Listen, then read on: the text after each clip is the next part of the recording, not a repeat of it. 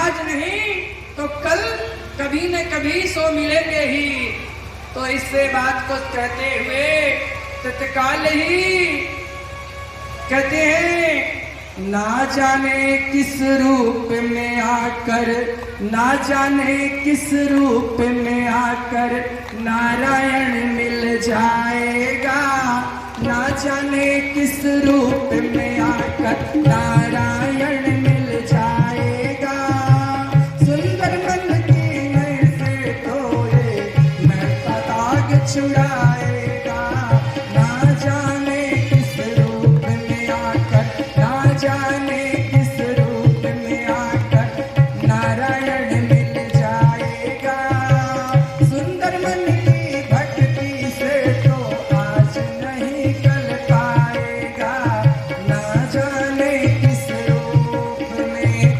तो भगवान किसी न किसी रूप में आते हैं। भगवान आपके बगल में किसी रूप में आकर भगवान बैठ जाएंगे। आपको पहचानने की शक्ति सो होनी चाहिए।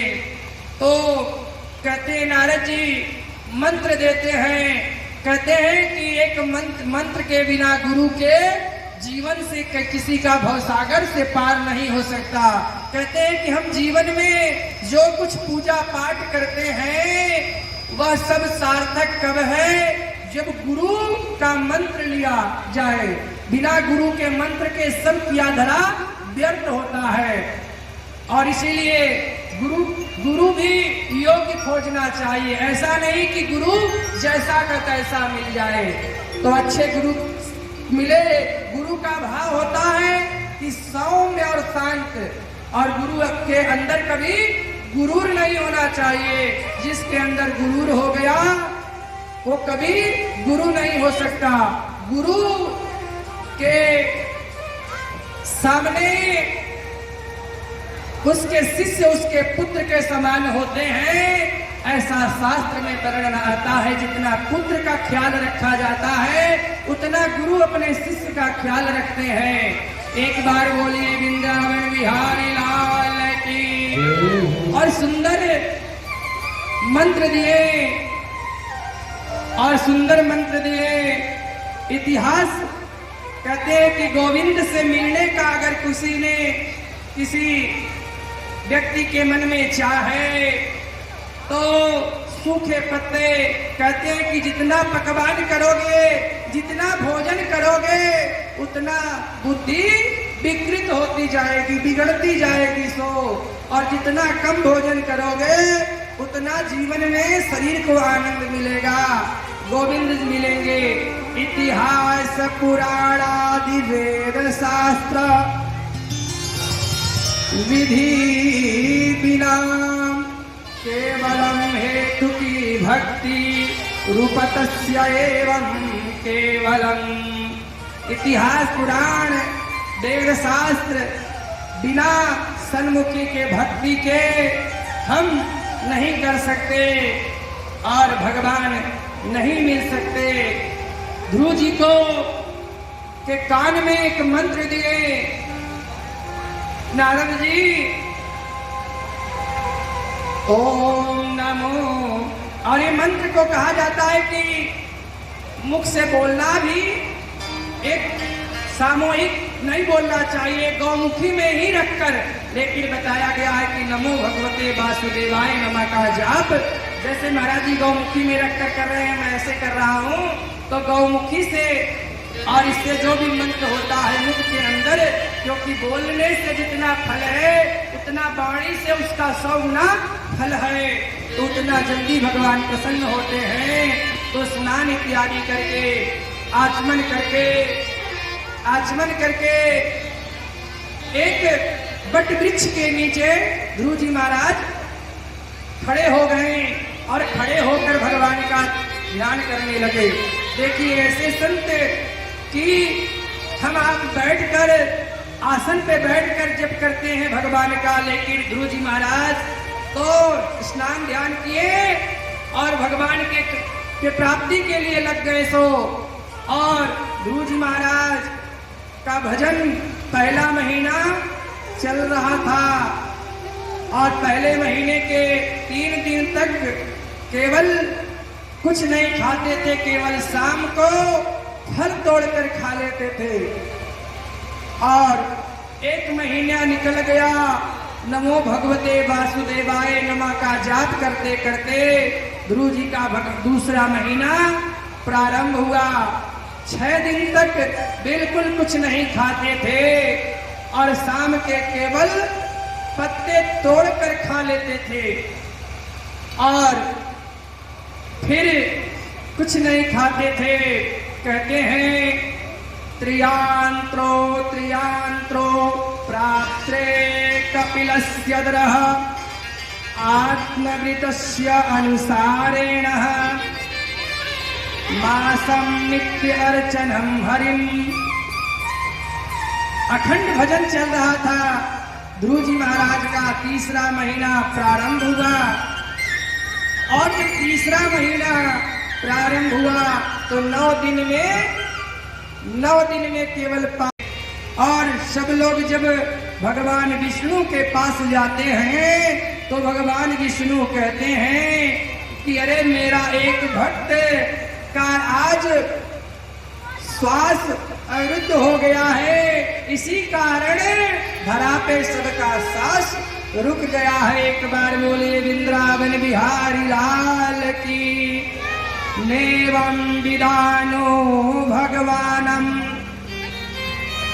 प्राणरोधं चराचरस्य अखिलस्य तत्त्व स्वधानामः विदेहि तन्योदिच मोक्षः प्राप्तां वयं त्वयं शरणं शरणं शरणं शरणं। हम बताइए कि भगवान हमारा प्राण कैसे। भगवान कहते हैं कि चिंता मत करिए, अब मैं जा रहा हूँ अपने भक्त से मिलने के लिए, आप लोगों की चिंता की कोई बात आवश्यकता नहीं। अब आपका प्राण जो सांस लेने में दिक्कत है वह चालू से हो जाएगा। और इसीलिए कहते हैं कि एक बार सब लोग बोलिए वृंदावन बिहारी लाल की। सभी लोग हाथ लगाकर भगवान के जयकारा लगाएंगे। कहते हैं कि भगवान बड़े भाग्य से भगवान आते हैं। भगवान आते हैं तो अपने भक्तों से मिलने के लिए कैसे आते हैं, तो सभी लोग मिलकर बोलेंगे आओ हरिया मोरे अगना मैंने बांध लिया प्रेम वाला कंगना। ओ मैंने बांध लिया प्रेम वाला कंगना। आओ हरिया मोरे अगना, आओ मोरे अगना, आओ हरिया मोरे अगना, आओ हरिया मोरे अगना। मैंने बांध लिया, मैंने बांध लिया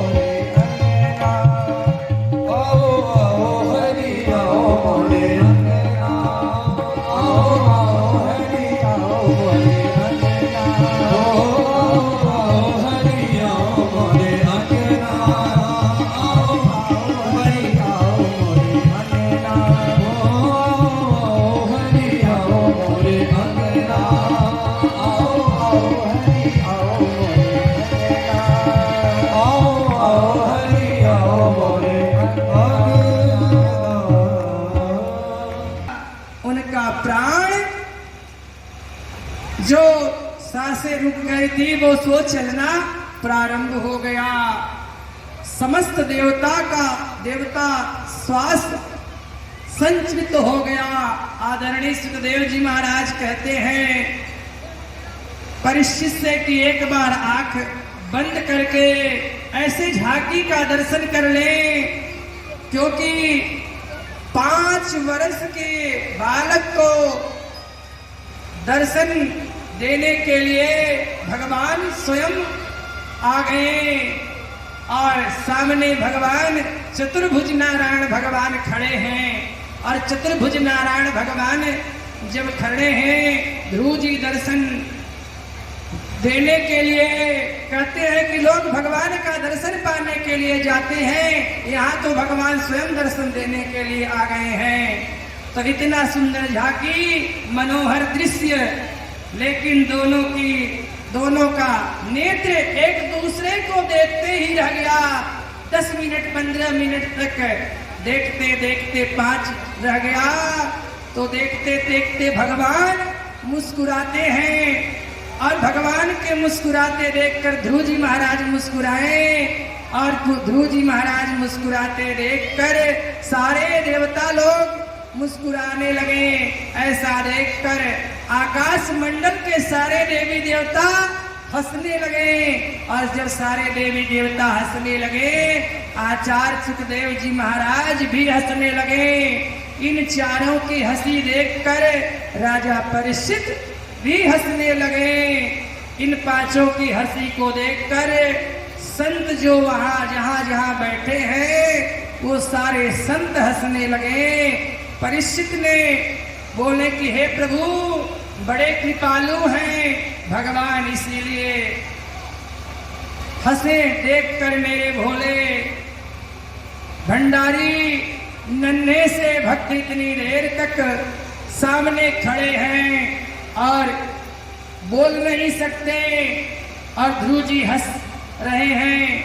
और ऐसा सुखदेव जी इसीलिए हंस रहे हैं कि गोविंद मिल गया तो उनसे मांगे क्या। परीक्षित इसीलिए हंस रहे हैं कि भगवान कितना बड़े कृपालु हैं, कथा के माध्यम से ऐसी झांकी का दर्शन मुझे मिला। ऐसा राजा परीक्षित विचार कर रहे हैं। हजारों संत इसीलिए हंसे कि परीक्षित तुम धन्य हो, तुम्हें सुखदेव जी जैसा वक्ता मिला और प्रत्यक्ष भागवत के माध्यम से भगवान नारायण का तुम्हें दर्शन कराया। समतम ब्रिवंत्रमंतवदिदं हरिजिगत्यास्य सर्वस्य चाद्यरितः कृतंज ब्रह्मेण ऋतः। ध्रुव जी बोलना चाहते हैं लेकिन ध्रुव जी बोल नहीं सकते, बोल नहीं पा रहे हैं। भगवान ध्रुव जी की स्तुति को सुनकर आधा नहीं, दिव्य अपने शंख को प्रभु ने ध्रुव जी के गाल पे लगा दिए। जैसे ही शंख गाल पे लगा और वेद वेदांत का संपूर्ण ज्ञान ध्रुव जी के हृदय में प्रकट हो गया।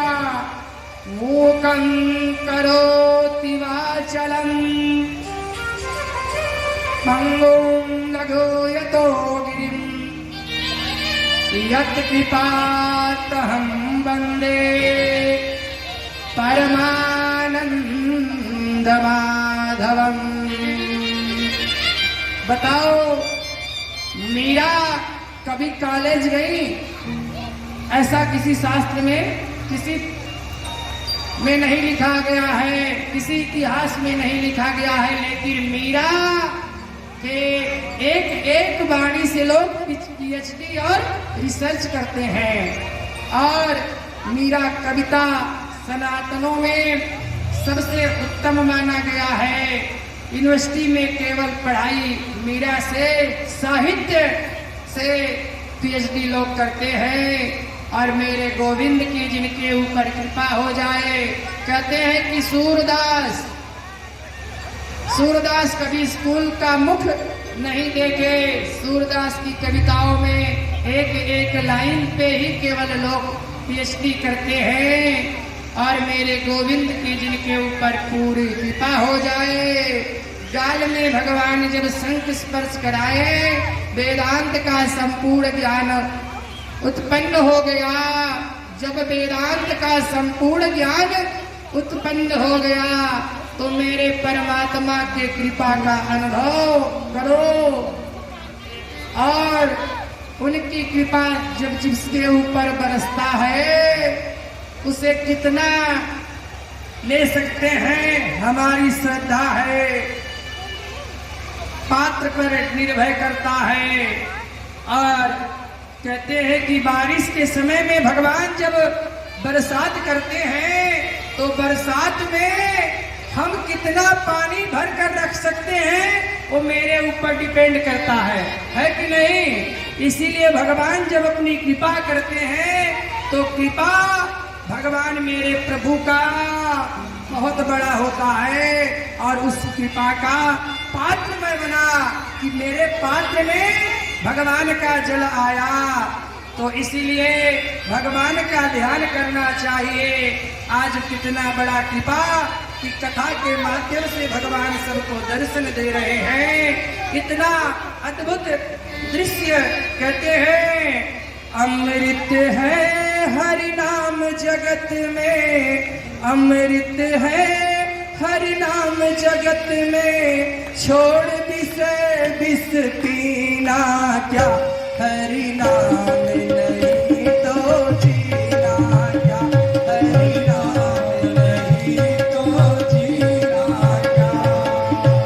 अमृत है हरि नाम जगत में, अमृत है हरि नाम जगत में, छोड़ विष पीना क्या, हरि नाम नहीं तो जीना क्या, हरि नाम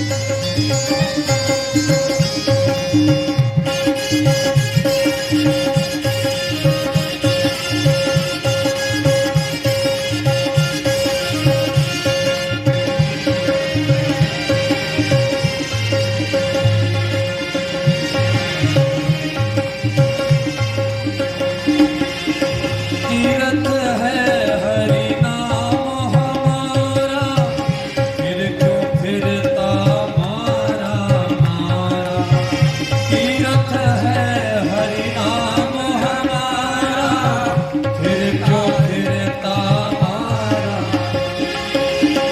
अंत समय हरि नाम लाया में, अंत समय हरि नाम लाया में, काशी और मदीना क्या हरि नाम, हरि नाम, हरि नाम क्या हरि नाम, नहीं तो जीना। अमृत है हरि नाम जगत में, अमृत है हरि नाम जगत में, छोड़ विषय रस पीना क्या हरि नाम, नहीं तो जीना क्या हरि नाम, नहीं तो जीना। हरि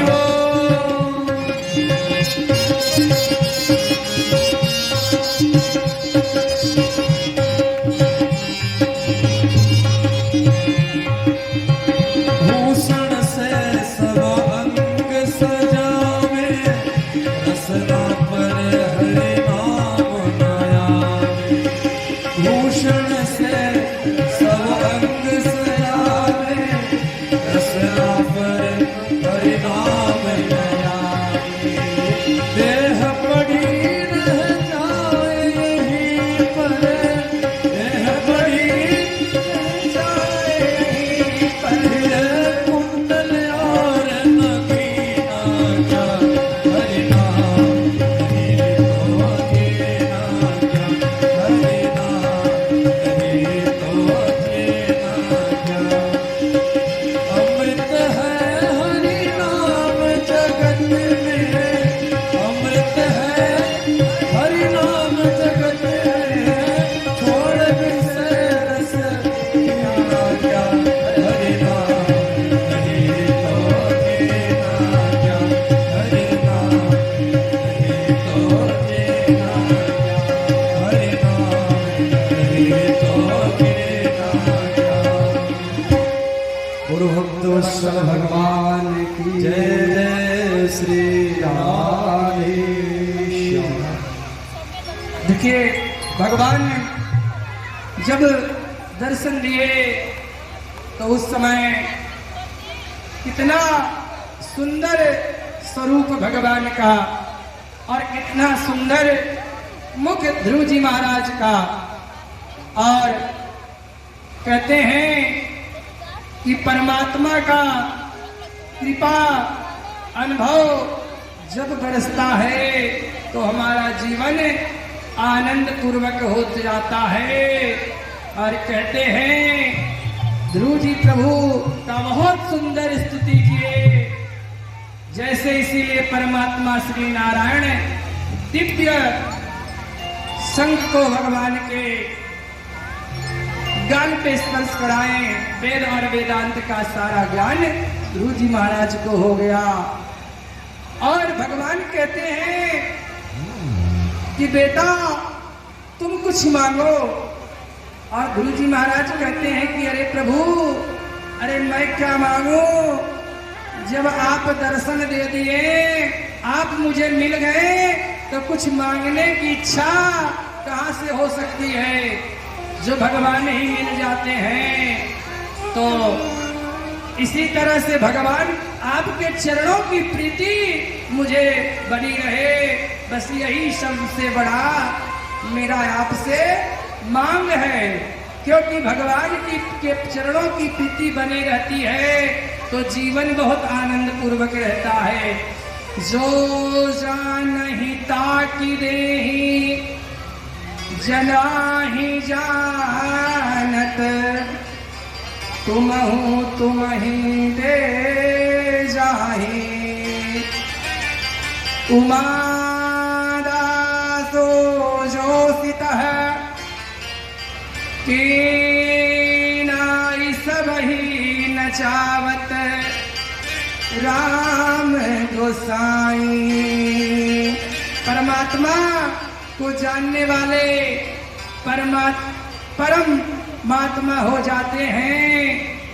कहते हैं लाली मेरे लाल की चित देखूं चित लाल। अरे लाली देखन मैं गई, मैं भी हो गई लाल।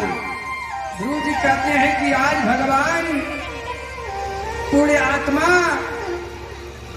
हूँ, अपने आप कृतार्थ में मानता हूँ।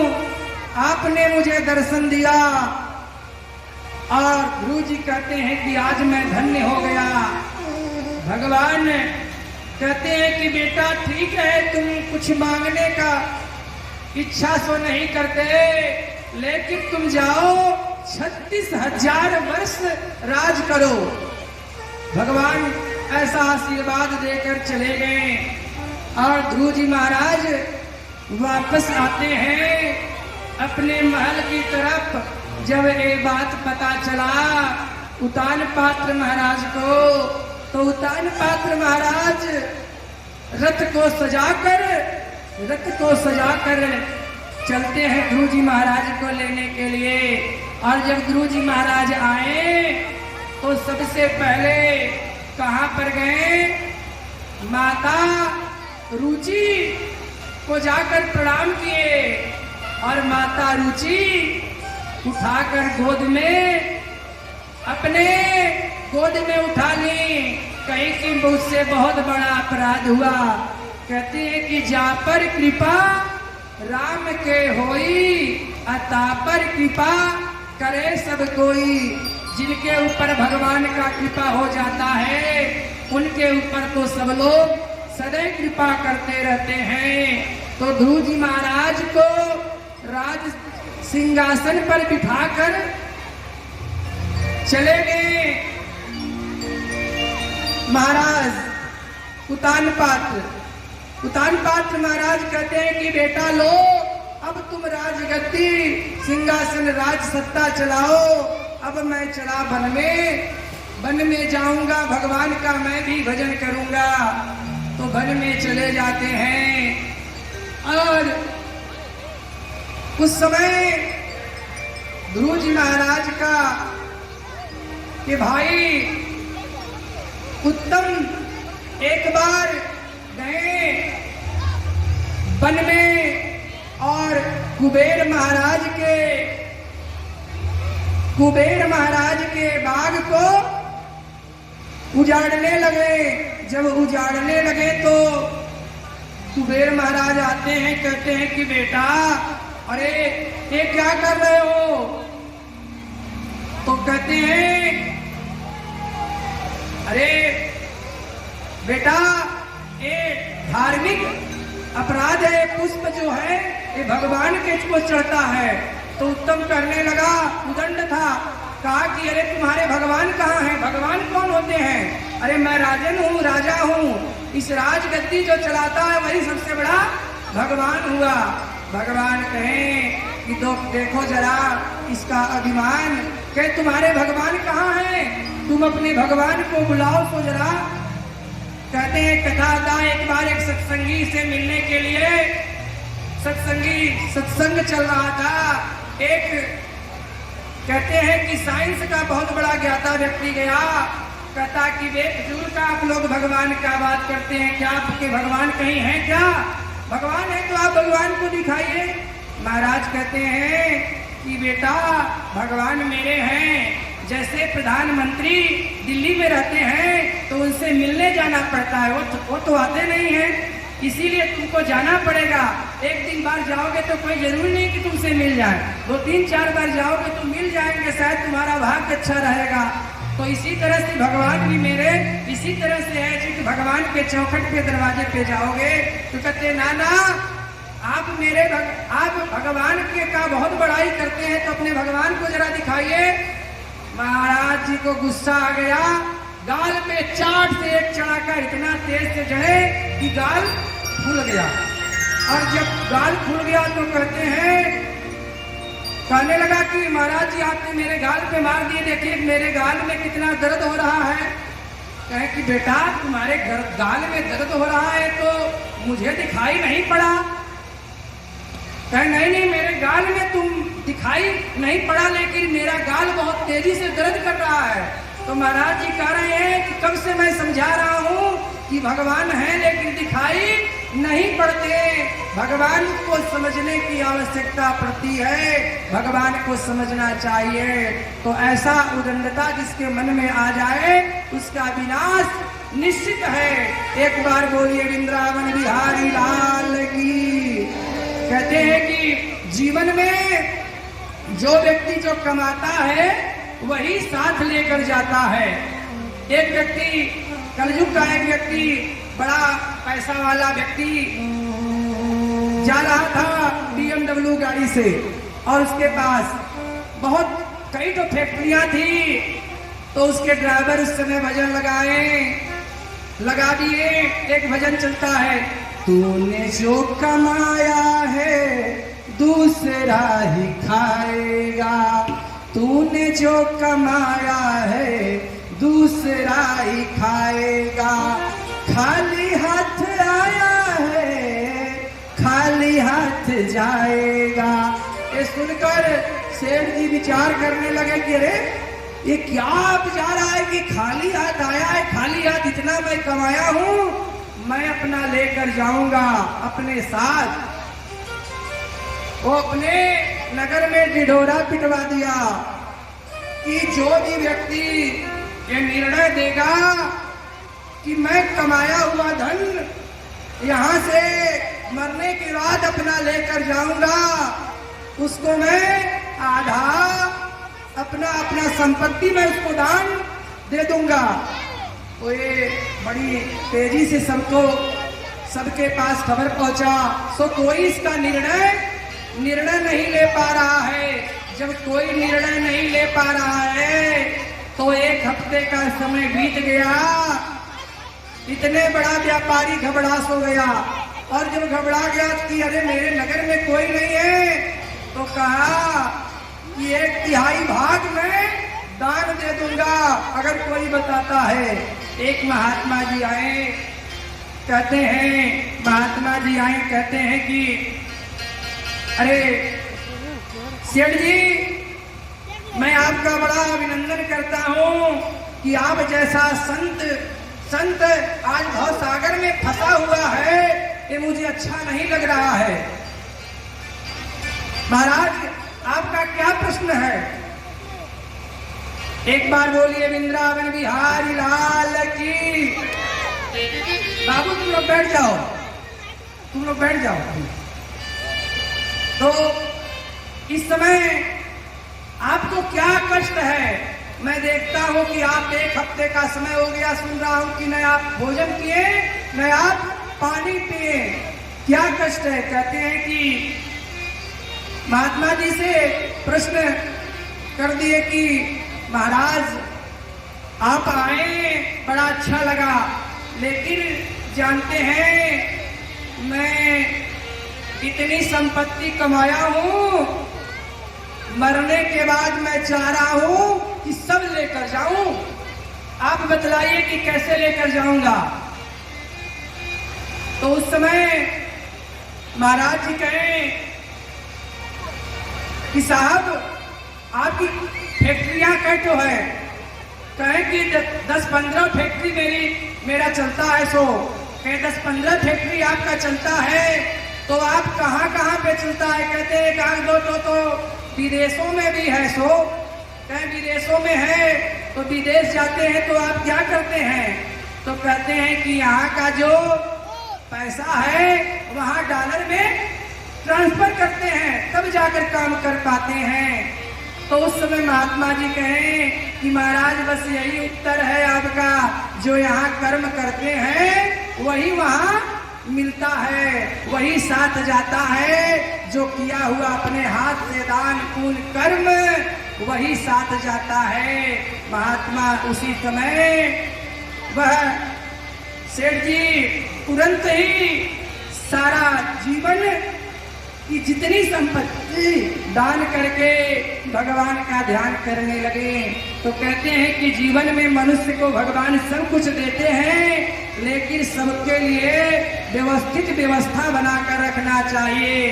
कहते हैं कि जितना धन कमाओ उसका 10वां भाग दान कर लो, और दान करोगे तो उस धन में कभी विकृतियां उत्पन्न सो नहीं होगा। तो इसीलिए ऐसा जानना चाहिए।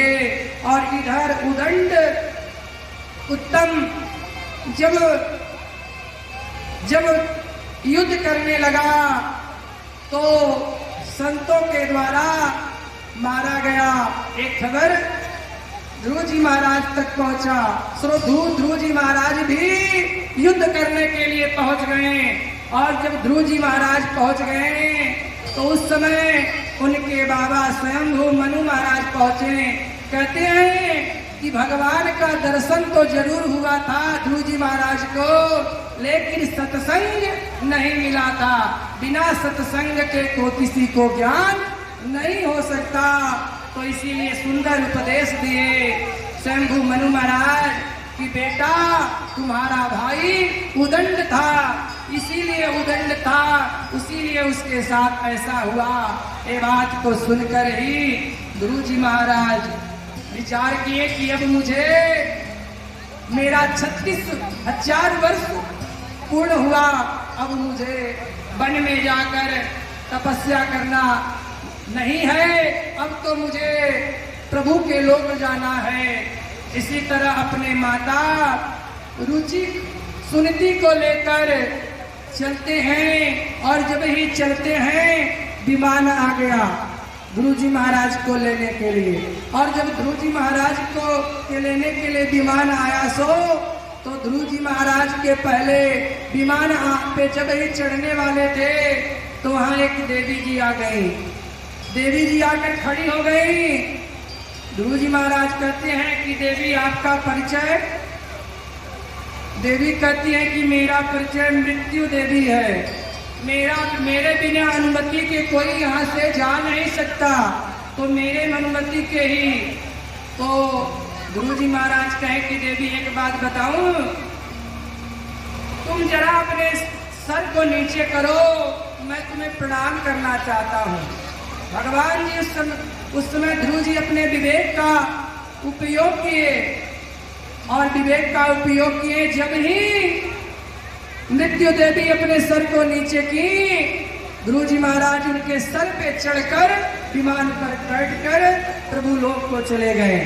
एक बार बोलिए वृंदावन बिहारी लाल की, बाल कृष्ण महाराज की। तो इस तरह से जीवन में कहते हैं कि सदा स्वर्गम स्वकम सुखम दधितुलम अंग अंगनम यपरूपम संपत्ते पदनिनम। कहते हैं कि मनुष्य को कभी भी अहंकार नहीं होना चाहिए। जिस मनुष्य के मन में अहंकार हो गया उसका जीवन बेकार से हो गया। तो अहंकार करना सबसे बड़ा बात है। हर समय कभी भी हिंसा मत करो, अहिंसावादी बनकर रहो। कहते हैं कि जब समुद्र मंथन हो रहा था तो उसमें देवता लोगों के लिए भगवान मोहिनी का रूप धारण करके आए। भगवान सबको अमृत का घड़ा का पान कराए। अमृत का घड़ा का जब पान कराए तो उसमें सब देवता लोग जब समुद्र मंथन हो रहा था तो विचार करेंगे कि इसमें नारायण के लिए वर्ण करने के लिए कौन आएगा। सो एक बार बोलिए वृंदावन बिहारी लाल की। तो उस समय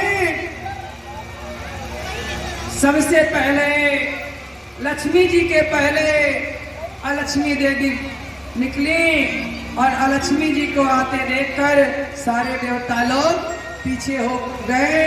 और जब पीछे हो गए, जब लक्ष्मी देवी जी प्रकट हुई वरमाला लेकर, तो उस समय सारे देवता सोच रहे हैं कि मेरे गले में अगर वरमाला पड़ जाता तो कितना अच्छा रहता।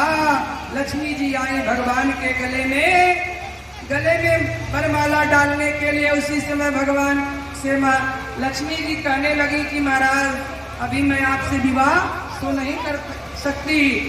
कहते हैं क्यों? अरे मेरी बड़ी बहन अभी शादी करने के लिए सो बची है और मेरा विवाह हो जाएगा तो ये मर्यादिक उल्लंघन सो रहेगा।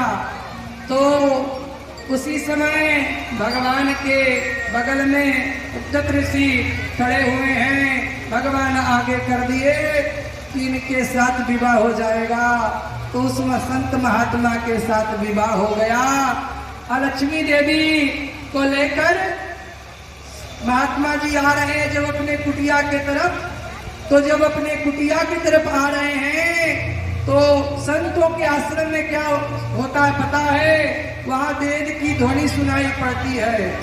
स्वस्ति न इंद्रो वृद्धसवाः स्वस्ति न गोता विश्ववेदाः स्वस्ति नत्तारिष्टो अरिष्टनेमिः स्वस्ति नो बृहस्पतिर्दधातु।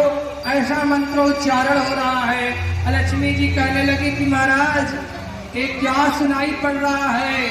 कहे कि देवी ये मेरे आश्रम में वेद की ध्वनि मंगलाचरण चल रहा है इस समय। लक्ष्मी विचार करने लगी महाराज यहाँ तो मैं रह ही नहीं सकती। कहे कहाँ रहती हो देवी? तुम कहाँ रहोगी?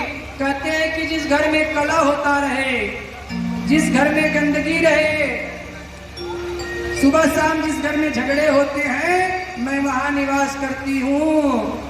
और जहाँ वेद वेदांत का ध्वनि होता है, जहाँ भगवान का पूजा पाठ होता है, जहाँ शुद्धता रहता है वहां तो मैं निवास ही नहीं करती। तो महाराज कहें तब क्या करोगी? कहें कि आप मुझे लेकर कहीं और चलिए, कहीं और व्यवस्था करिए। भगवान और महात्मा जी कहते ठीक है देवी, वही तो चाह ही रहे थे कि किसी तरह से इनसे पीछा छूटे। और पीपल का वृक्ष था और पीपल के वृक्ष के पास महात्मा जी बैठा दिए और बैठा कर कहते हैं कि तुम यहीं बैठो, मैं आ रहा हूँ। और महात्मा जी चले गए, वापस चले गए, वापस नहीं आए। लक्ष्मी जी आई अपनी बहन से मिलने के लिए। तो मिठाई, कोई अपने बहन से यहाँ जाता है तो मिठाई फल इत्यादि लेकर जाता है। मिठाई फल लेकर आई तो लक्ष्मी को दे रही है। मिठाई फल देखकर लक्ष्मी भड़क गई। कहती अरे बहन तुम मेरे पहले तो इतने देर के बाद आई और आई भी तो क्या लेकर आई हो? जानती नहीं क्या मैं खाती हूँ? तो आप एक चीज मैं आपसे बता, जो घर के दुकान के बाहर लोग मिर्ची और नींबू टांगते हैं उस किसके लिए पता है? एक बार बोलिए वृंदावन बिहारी लाल की। जो दरवाजे के बाहर दुकान के मिर्ची नींबू लोग टांग कर रखते हैं किसके लिए पता है? इसमें से किसको पता है? हाँ, किसी को पता है तो बताए कि किस लिए टांग कर रखते हैं। इसलिए टांग कर रखते हैं कि लक्ष्मी जी को नींबू और मिर्चा बड़ा प्रिय है, पिताई और खटाई बहुत प्रिय है। दरवाजे के पहले बाहर लोग टांग देते हैं कि लक्ष्मी जो है मेरे दुकान के अंदर प्रवेश न करे, आए भी तो दुकान के बाहर ही उनका वस्तु सामग्री भोजन रखा है उसको ग्रहण करके चले जाए। तो इसीलिए लक्ष्मी जी को लाकर नींबू मिर्ची खटाई दिए, जिसके खाकर प्रसन्न हो गए। और प्रसन्न हो गए भगवान विष्णु वरदान दिए कि देवी तुम यहीं निवास करो, यहीं रहो। जानती हो जो व्यक्ति शनिवार के दिन पीपल के वृक्ष में के जड़ में दीपक जलाएगा और जल देगा, उसके ऊपर तुम्हारा कभी कोई प्रभाव, तुम्हारा आशीर्वाद रहेगा, सदैव उसके ऊपर मेरा आशीर्वाद रहेगा, उसका वृद्धि ही रहेगा। तो इस तरह से देकर आशीर्वाद चले जाते। एक बार बोलिए वृंदावन बिहारी लाल की। और देखिए कहते हैं कि भगवान भूतम ये जीवन है तेरे हवाले, ये जीवन है तेरे हवाले, मुरली हवाले। ये जीवन है तेरे हवाले, ये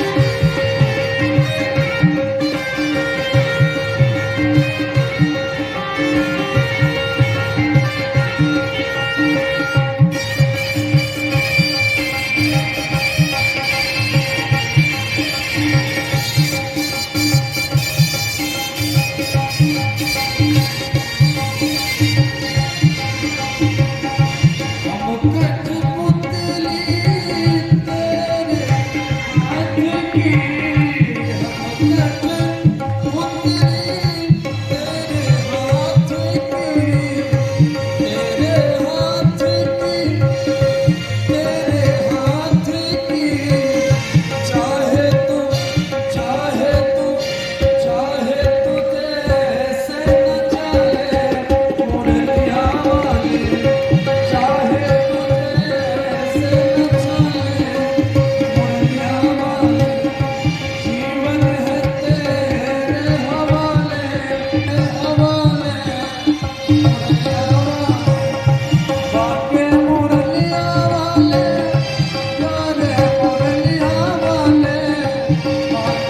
मुरलिया वाले।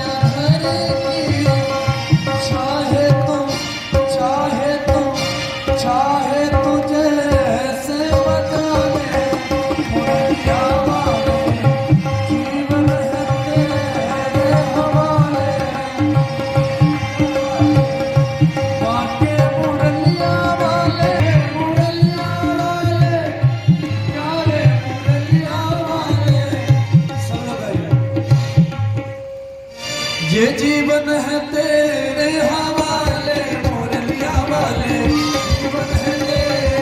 हवाले, मुरलिया वाले। जीवन है तेरे हवाले, मुरलिया वाले। राधे राधे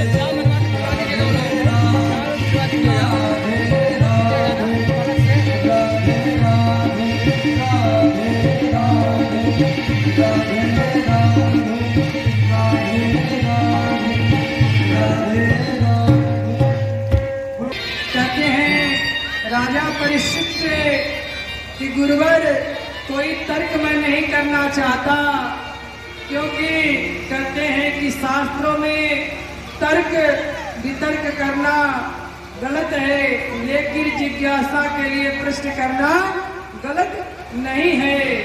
राजा ने पूछा कि परमात्मा दृष्टि एक जैसी होनी चाहिए। बोले हाँ एक जैसी। देवता उनके पुत्र हुए तो राक्षस भी उनके पुत्र हुए।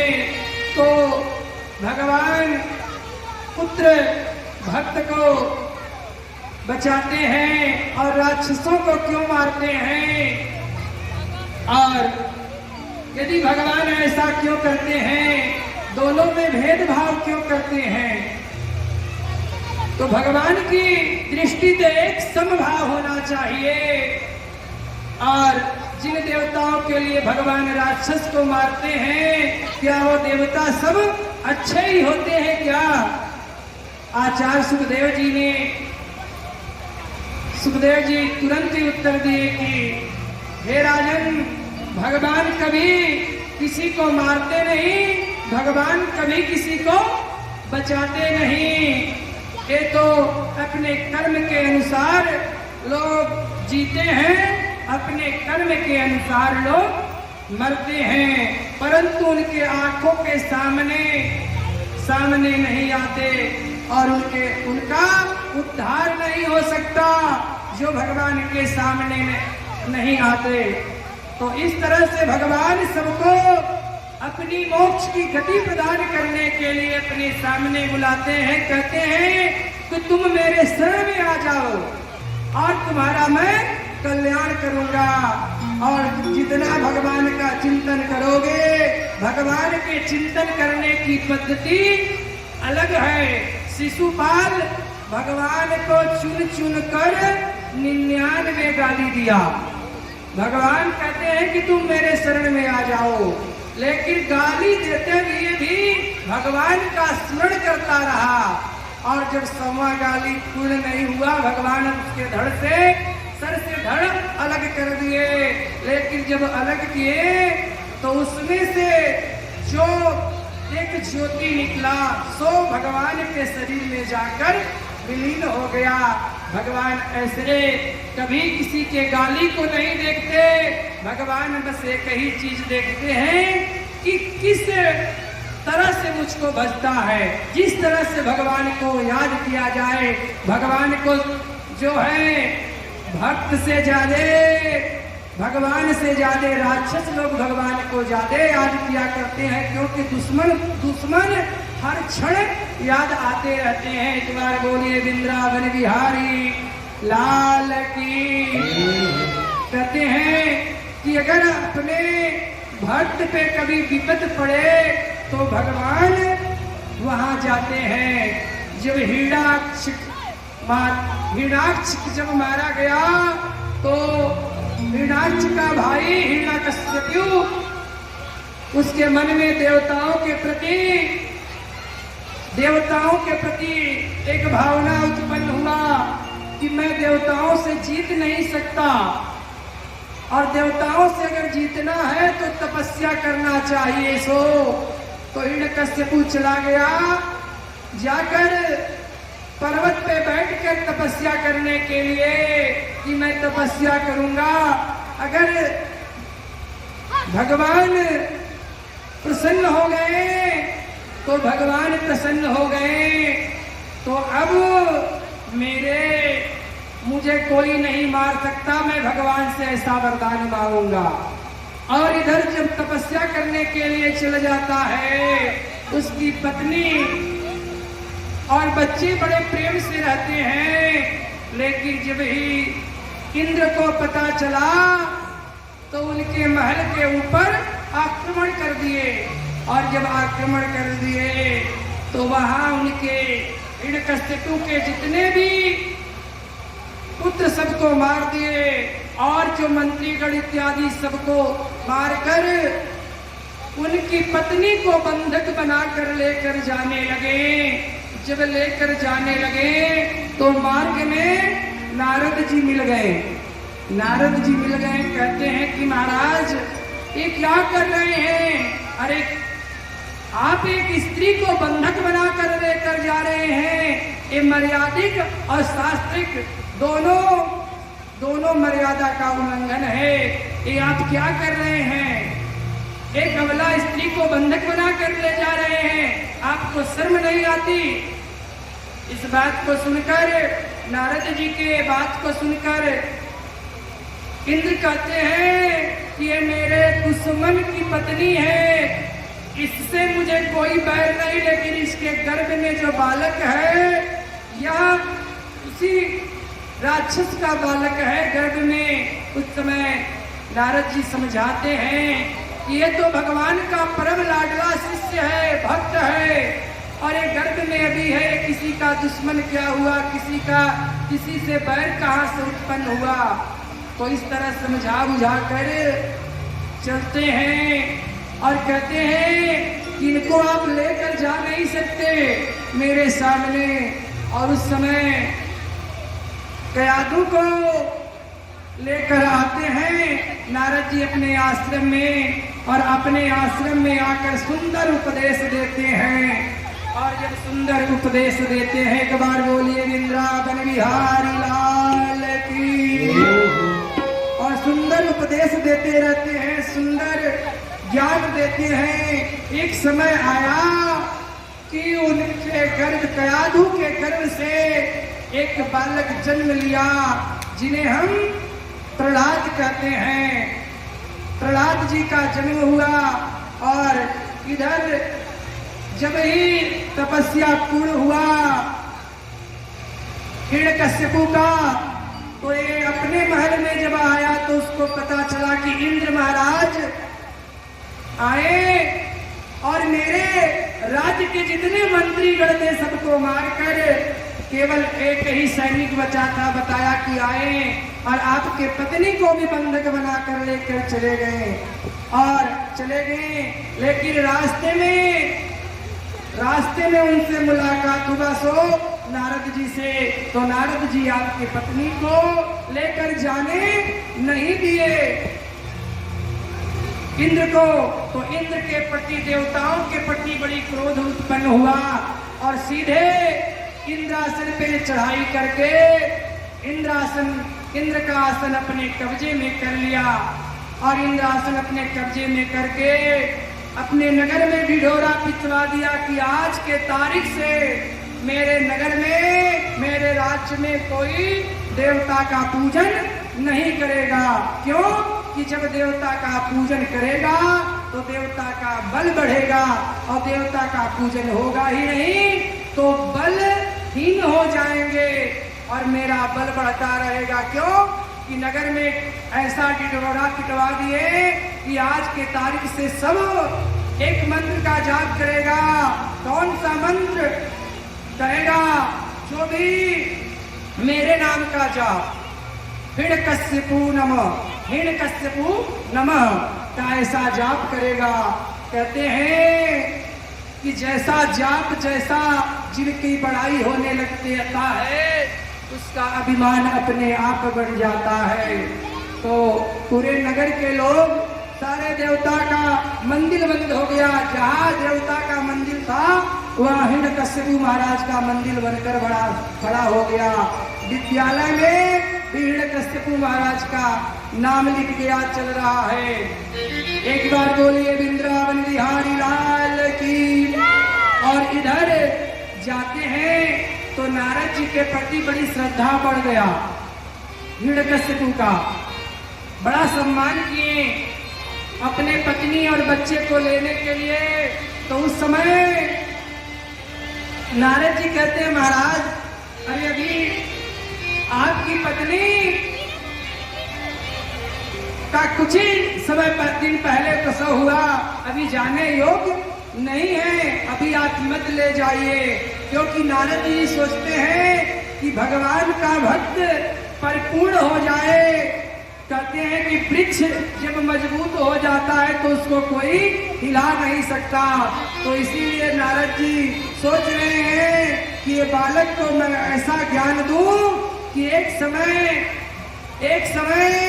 अपने पिता के सामने खड़ा हो जाए, भगवान के सम्मान को गिरने नहीं दे। और इस तरह से जब ही समझा बुझाकर हिरण्यकश्यप फिर चले जाते हैं। कुछ दिन के बाद अपनी पत्नी और बच्चे को लेकर जाने के लिए आए। नारद जी कहते हैं कि महाराज आप लेकर जाइए। सुंदर उपदेश दिए लेकर जाते हैं।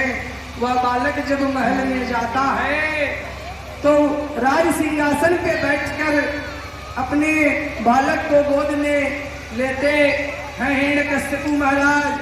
हिरण्यकश्यप से कहते हैं कि तुम बताओ दुनिया में सबसे अच्छी चीज तुमको क्या लगता है? प्रहलाद जी कहते हैं कि पिताश्री एक बात बताऊं, दुनिया सब बेकार है, केवल दुनिया में एक ऊपर वाले मेरे नारायण हैं, वही सबसे सुंदर मुझे लगते हैं। ऐसा सुनते ही हिरण्यकश्यप तुरंत ही प्रहलाद जी को पटक दिया जमीन पर। ये भगवान का बड़ाई करता है, मेरे दुश्मन का बड़ाई कर रहा है। तो उस तरह जब ही कुछ दिन बीतते हिरण्यकश्यप विचार किए कि लग रहा है कि अभी राक्षसों के साथ संगत नहीं हुआ है, इसीलिए मेरा बच्चा ऐसा कह रहा है। आज नहीं कल मेरी वाणी जरूर बोलने लगेगा, ऐसा हिरण्यकश्यप को विश्वास हुआ और अपने विद्यालय भेज दिए पढ़ने के लिए। और जब विद्यालय में भेजते हैं पढ़ने के लिए तो गुरु महाराज जब आते हैं, एक बार बोलिए वृंदावन बिहारी लाल की। तो जब ही विद्यालय में जाते हैं प्रहलाद जी पढ़ने के लिए तो गुरु महाराज सबसे पहले जाकर प्रणाम कराते हैं और प्रणाम कराते हैं इस मूर्ति का, हिरण्यकश्यप महाराज की जो मूर्ति बनी हुई है। सो प्रहलाद जी कहते हैं कि अरे गुरु महाराज, अरे ये तो मेरे पिताश्री हैं, लेकिन मेरे परमेश्वर तो विराजमान मेरे नारायण तो सर्वस्व विराजमान ऊपर विराजमान है और विराजमान है। तो इस तरह मैं इनको प्रणाम, अरे मेरा पिताश्री है, प्रणाम तो मैं कर सकता हूँ, लेकिन मेरे भगवान नहीं हो सकते। मेरे नारायण मेरे परमेश्वर तो दूसरे हैं। और ऐसा सुनकर गुरु के उपदेश को प्रणाम नहीं करते। 2-4 दिन बीतता है। सो 2-4 दिन जब बीता, पढ़कर और जब पढ़ने के लिए मैं आपको बता दूं कि आज यहाँ का जो कथा हो रहा है केटीवी पे, इसका प्रसारण चल रहा है जो काशी का चैनल है। लेकिन देखिए यहाँ सौभाग्य की बात कि हमारे रिंकू जी के साथ इनके कुछ और मित्रगण लोग आए हैं, जिसका प्रसारण अपने चैनल पे आप लोगों का दिखाएंगे। कहते हैं कि भगवान जहाँ रहते हैं वहाँ भक्त जरूर ही आते हैं। तो आज